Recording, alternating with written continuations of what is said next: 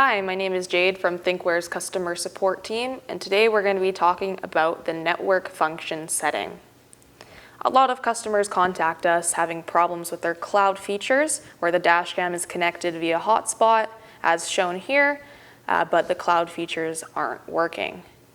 The main cause of this is the network function setting, and this can be found under the Dashcam settings here and under network function settings. By enabling this setting, this allows the Dashcam to communicate with our server to allow you to use the map and other cloud features. So once that has been changed and saved, it does take a minute for it to connect with our servers and to load. So after about a minute or a couple seconds here,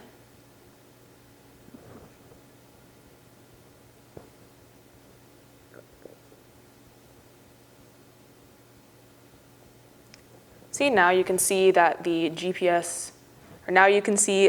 the map is now loading. We can take a look at the vehicle information there. So please ensure that you are enabling the network function setting to use the cloud features. That is all for today. If you have any other questions, please reach out to our support team and we'd be happy to help.